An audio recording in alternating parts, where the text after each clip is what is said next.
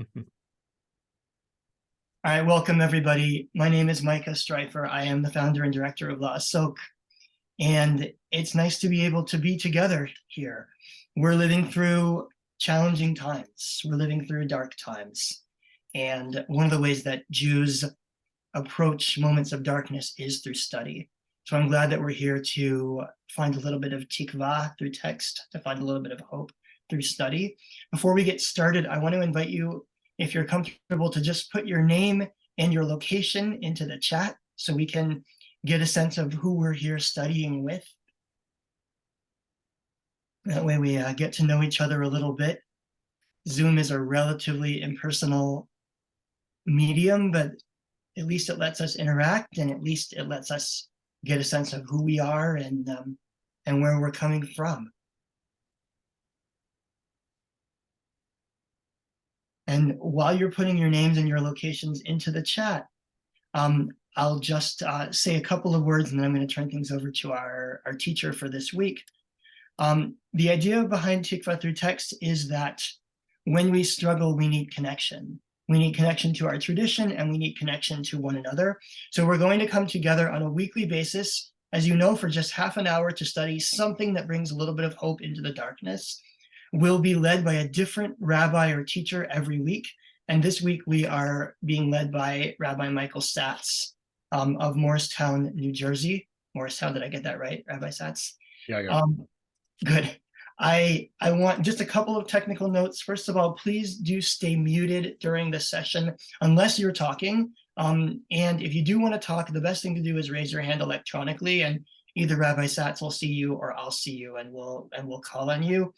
And then I also just want to thank all of those who made contributions to support this programming and to support La Asok. And if you would like to make a contribution, you can do so at the website that I'm putting into the chat right now. And without further ado, I'll turn things over now to Rabbi Michael Satz.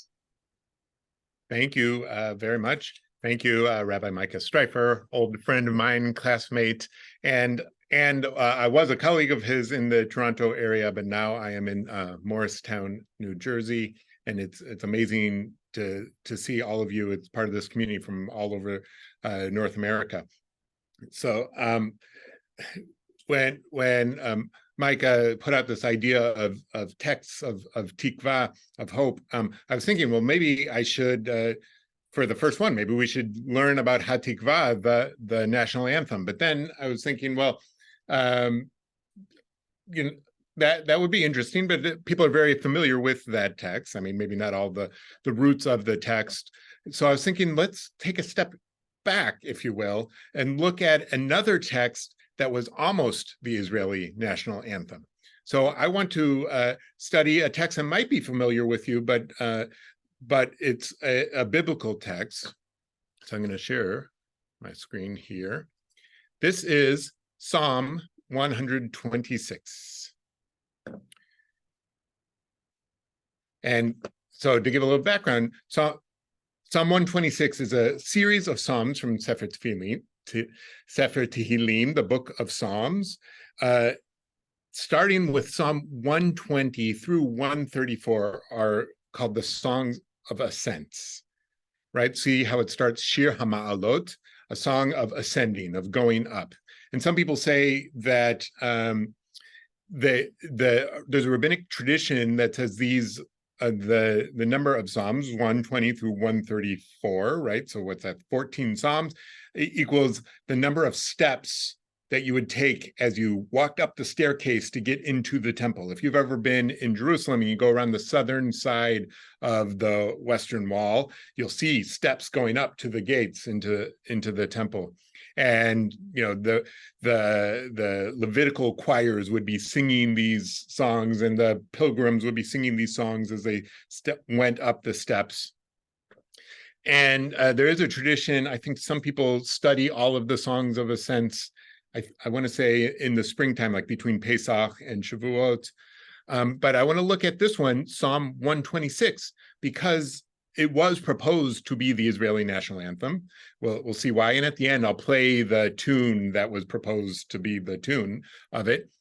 But it's also a psalm that you might be familiar with because we say it before Birkat Hamazon, the blessing after you eat a meal with bread, on Shabbat and holy days. Shabbat, Rosh Chodesh, holy days, at brises, at weddings, right? And so someone put something in the chat, so let me see that. Oh, we're just saying it was just a welcome from the Micah. Good. So Rabbi Stryfer, you'll check the chat to see who, if anybody has a question and things like that, right? Okay. So I'm going to read it out loud and give different translations. Shir HaMa'alot b'shuv Adonai et shivat Zion hayinu kechomim. A song of ascents, a song of ascending, of going up. It says here, when God, when the Eternal One, when Adonai restores the fortune of Zion, right? I think another way of seeing it is when Adonai returned the returners to Zion. So this word Sion, Zion, right, it means, here it seems to mean the land of Israel. It could sometimes just mean Jerusalem. Maybe it does mean Jerusalem here, but I think it means the whole land. And who are these returners? The returners are the people coming back from Babylonian exile. But we still say this psalm all the time, and the people who were living in the land making pilgrimage to Jerusalem also said this psalm. So what might it mean for all of us to always be returners, right? So you see this word beshuv means returning, but it's also like the word you say at the High Holy Day season, right? Returning. So is it a physical returning? Is it a spiritual returning? The answer is yes. Hayinu kechomim, we were like dreamers. We see it as in a dream, it says here, but I think we were like dreamers is a better way to say it. What are we dreaming of? What does it mean to be a dreamer while we're returning, doing something, walking up the steps to the temple, saying this before Birkat Hamazon? Az imales chok pinu ushonenu rina, az yomru vagoyim, higdil Adonai la'asot im eleh. Our mouths shall be filled with laughter. Our mouths were filled with laughter. Our tongues with song. And there was talk among the nations that God did great things for them, for these returners, right? So all of the people of the world, it's like we were laughing and singing, and all of the people of the world have joy for us too, I might be saying. Higdil Adonai la'asot imanu hayinu smechim. God will do great things. God did great things for us, and we rejoice, right? Shuva Adonai, right? So again, back to this word return or restore our fortunes, Eternal One. It says, Shuva Adonai shivitenu ka'afikim ba'negev, like water courses in the Negev. Like, so I'm going to give a story. When I was a junior in college, I spent my year at Hebrew University, and one winter day, a bunch of us, we had a day off from school. I guess maybe it was the weekend. A bunch of friends, we said, "Oh, let's just go camping in the Negev." So I think we all got a van, or we got someone to drive us. We got a van, and we went down to the kibbutz called Sde Boker, where Ben Gurion is buried, and then we hiked into the state park that's like below that. The kibbutz is up on this cliff, and we hiked below that. It's called I forgot what the name of the park is. I'll think of it. And we get there, and the park is closed. But being dumb college kids, we're like, okay, whatever. Well, we hopped over the fence and we went and camped anyways.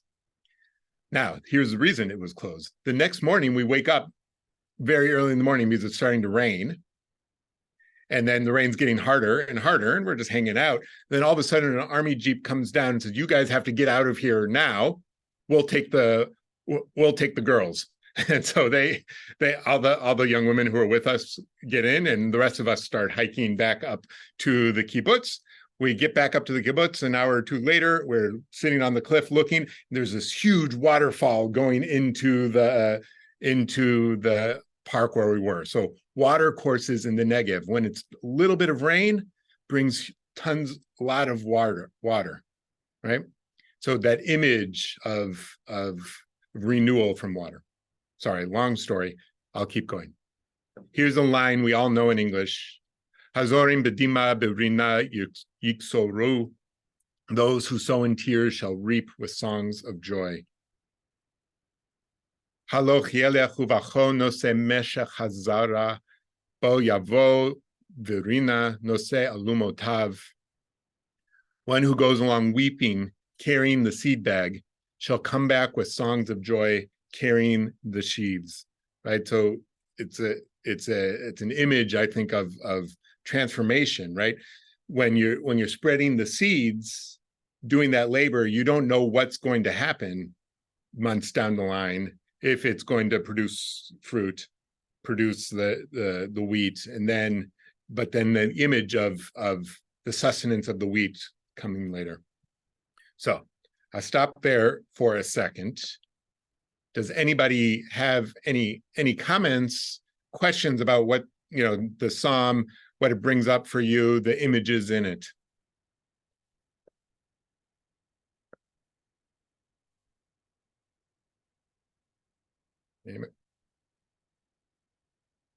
Okay, Rabbi Streifer. I do. I always have something to say. I'm really interested that this song, and if you look closely at the Hebrew, it's not totally clear whether this song is in the future tense or the past tense. Correct. Yes. Right? And I don't know if you were going to talk about that or not, but it sounds like it's in the past tense. We were as in a dream. God did wonderful things for us. But then also, I mean, in biblical Hebrew, sometimes past tense gets sort of transported to future tense. So it sounds like it's not totally clear to me if this is about when God returned us, or if this is about some sort of future hope of a return to a better world, to the land of Israel, sort of the world as it should be. Exactly. And so especially in the Psalms, especially in poetic passages, verb tense is very fluid. And I remember at HEC, they used to tell us there's no verb tense in biblical Hebrew. There's aspects. I don't know exactly what that meant, but it's very fluid. And I think, let's say we're 2,000 years ago and we're a pilgrim to the temple in Jerusalem. And we're saying the psalm that, is about a time, 500 years before that, 400 something years before that, right? And so we're saying the words of our ancestors, and we're living out this dream of going up to the temple. Even if we're living in the land of Israel at the time, you might not have been, but even if you were living in the land of Israel at the time, you're saying that I'm returning, right? And so that's really what I see it like. That's really what Jewish ritual is that we're like time traveling. We're living eternally, if you will, when we do a ritual, when we sing the words of our ancestors, when we put ourselves in their sandals, if you will, right? So we're living in the past, we're living in the present, we're thinking of a future at the same time, right? We're living for a future at the same time. And so what's this future that we're dreaming about? We were dreamers, we say. We're like dreamers. We're dreaming of this time of laughter and singing, this time of abundance, right? Okay. Other questions, comments before I go on and we get weird?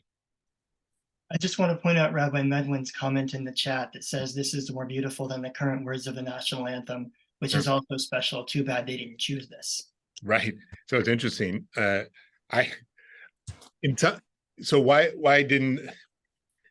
Historically, why didn't they choose this? Maybe because the national anthem, Tikvah, it's more, quote, secular, right? And actually, I had at HEC, I spent my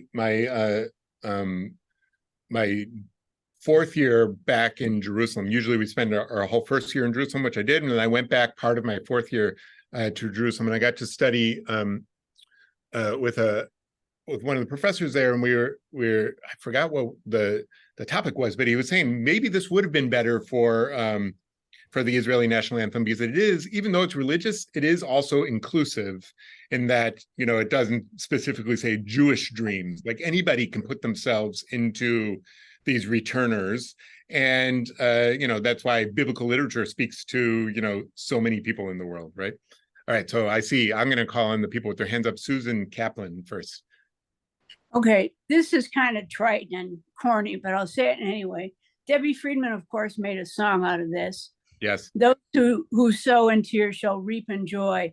So in terms of verb tense, she is saying, if you sow, which is more like actively present, you will reap joy. Yeah. So it's present and consequence. And maybe that's what they're trying to say here. The psalmist is saying here. I think so. And I think, because the tenses of the psalm are fluid, and we're performing the psalm when we say it now and living in the past, thinking of our ancestors and living towards the future. And that's perfect. I think, I will listen to Debbie Friedman again to get that feeling. So Dennis Fishman. I wonder if when Theodore Herzl said, if you will it, it is no dream, whether he was implicitly referring to Psalm 126. Interesting. I don't know. It's interesting, I can't pull out the German of how he said it, but like how they translate it in Hebrew all the time, they say Enzo Agada. It is no, which Agada doesn't usually mean dream. It means like a legend in that context, right? So it's not, how they translate it in Hebrew is not picking up on this line, but like, why not? He could have been. I'm not sure. We'd have to look through his journals and things like that. But why not? When I think of being like a dream, like we're dreaming like a dreamer, you think of, Yosef, you think of Joseph interpreting dreams, but also, dreams are having a vision of the world as it could be, right? Which we could call a dream is important for Jewish thought, because we're always living in the world as it is, but thinking of the world as it should be, right? And it's that space between there, of what is and what could be. That space is where we're living, but we're always trying to move towards the what could be, right? So we're always called to be dreamers, right? And we can think of other times where dreamers come up in biblical literature, like a lot of the prophets experience their visions in dreams, and back to Debbie Friedman, the youth shall dream dreams, or the old shall dream dreams, and the youth shall see visions, right? And I think that comes from Zechariah, the prophet, right? All right, Alfred Stanley has his virtual hand up. Recently, I'm thinking of the sow in tears and reap in joy portion. I was in discussion with a friend and discussing our mutual despair. But I looked at Heschel, and his quotations on despair were an admonishment that is the greatest sin to despair. Yeah. So I looked up the definition of despair and found out that it was the absence of hope. So the sowing of seeds in sorrow is not actually despair. Despite the great sorrow and tragedy of the sower, they've risen above their despair to sow seeds, just as my friend I see as producing a play, 8 Candles, to deal with her sorrow. I think it's important for all of us to distinguish the difference between despair and deep sorrow. Amazing. That's beautiful. And I like, and I want to pick up what you say too. And I like, this word tikvah of hope is, I like to think of it. Hope is not exactly the same thing as optimism too, right? Optimism is just the belief that things will get better, things will be okay, right? hope, I have a feeling, I don't know, like if this was really in the definition, but when we use the word hope, I have a feeling that it's like there's an active component that you have, right? That you have to be working towards the day that we're dreaming about, right? So the sowing, the person sowing the seeds is going out and she knows that God doesn't just miraculously bring food from the ground. They have to do the hard work for the dream, right? Beautiful. All right, Anne, I see Anne has her hand up. Could you put the text back up there? Of Because it's very reminiscent of the ascents through the Sephirot in Kabbalah, where you want to get closer to God and the ultimate place for us all with him. Right. And so, yes, so like if we think of these series of Psalms from 120 to 134 as rising up, right? Going up. And yes, so we can see this returning also in what we would say today is in a spiritual sense, not just in a physical way. Very nice. Good. All right. Any other comments before I move to quick? I want to look quickly if we have a little bit of time about a commentary or a midrash on this psalm. Any other comments?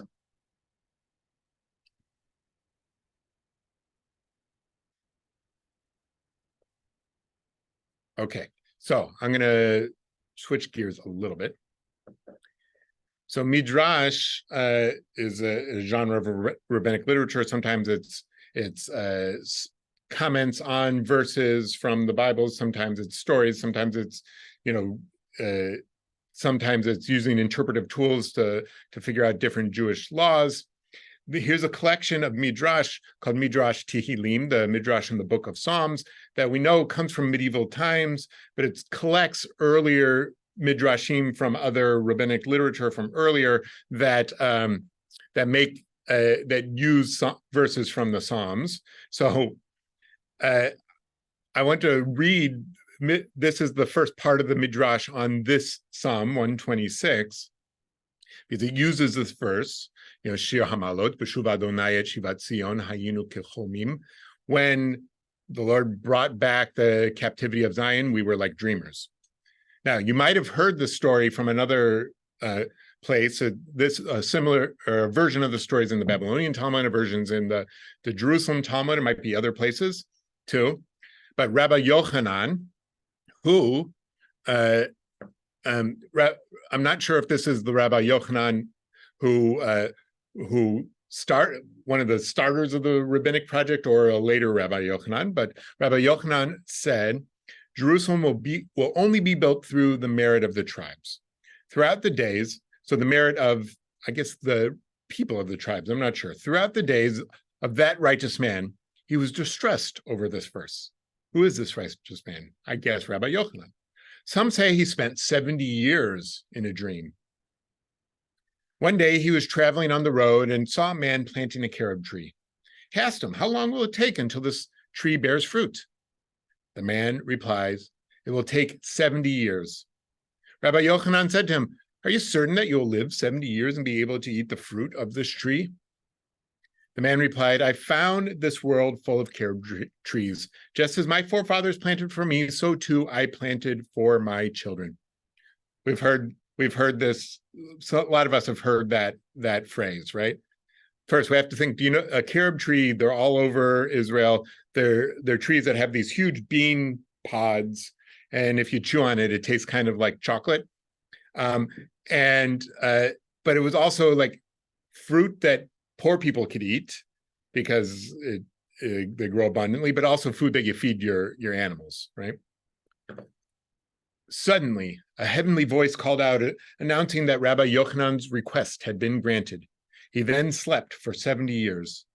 When he woke up, he saw the man harvesting the carob tree and said to him, are you the one who planted this tree? And the man replied, yes, I am. Rabbi Yochanan exclaimed, blessed are you, and blessed is the God who gave you such a long life to see the fruits of your labors. Okay, so we might know this story. It's also about a guy. A different version of this story is about a guy named Choni the circle maker, who comes back, wakes up after 70 years and sees someone else at the tree, and it was like the grandson of the person planting the tree. But and then this story here talks about honing the circle maker a little bit later, but we don't have all the time to get to it. But what is it about dreaming? What is it about 70 years? What is it about a tree? What are all these things? What might they mean in the context of our psalm?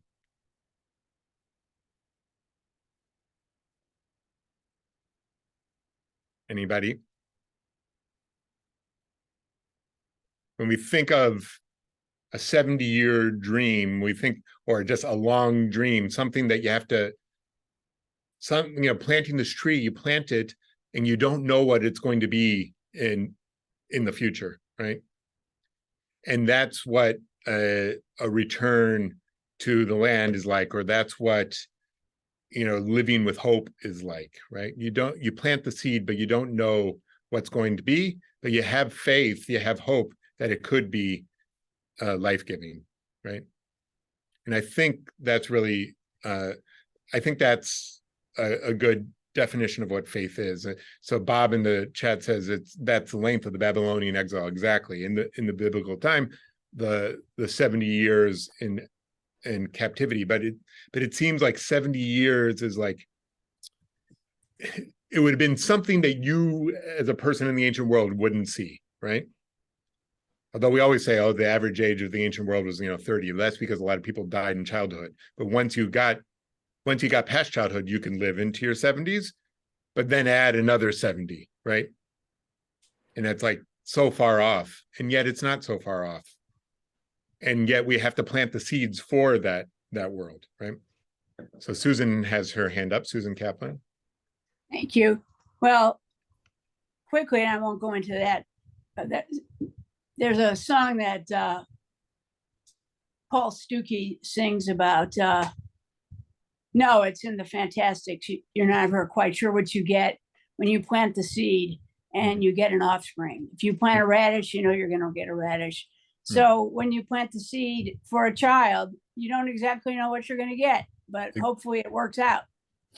100%. And so to finish off, I'll say one more thing about the psalm.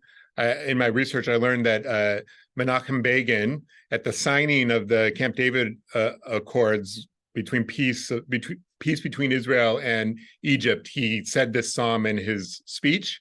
He said it in Hebrew, and he said, "I'm not going to translate it. You could go look it up in your own language."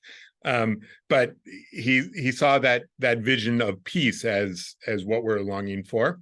And so now I'm going to play Yossele Rosenblatt, who is maybe the most famous cantor of all time. I think he died, I don't know, I want to say in the 20s or 30s. He died when he was in Israel giving concerts in Israel, and he died there and was buried there. And supposedly it was like one of the biggest funerals the Jewish community had. But I think it was his tune that was proposed to be the national anthem. I'm not sure if he wrote the tune or if he was the one who just made it famous, but I will play his version of this psalm. And of course, it's done with Ashkenazi Hebrew accent.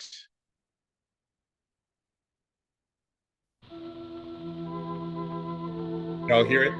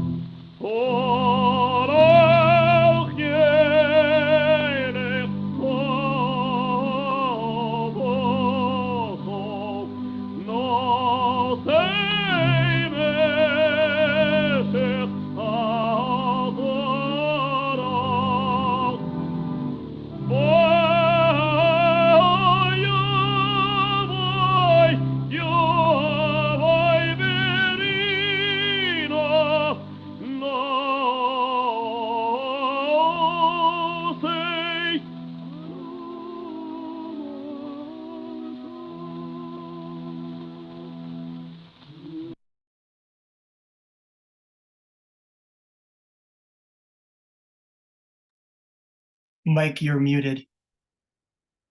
It goes on a little bit longer, but it ends with a nice falsetto there. But I love that tune. And someone said it sounds like a national anthem. It does. But I love the tune because you could hear the joy and the longing at the same time, right? And I think that's what great Jewish music has. It has like a crying and a laughing at the same time, which the psalm has, right? And so, friends, it's been my honor for your first half hour of hope, your first text of Tikvah. So it's been a pleasure and honor to learn with you. Thank you. I want to thank Rabbi Michael Satz for teaching us today. This is beautiful, beautiful text and a beautiful teaching. And the notion of sowing in tears and reaping in joy, I think we can all hope and pray that there will be joy coming in the future. Next week, we'll be taught by Rabbi Emily Losbin Ostrov of North Carolina.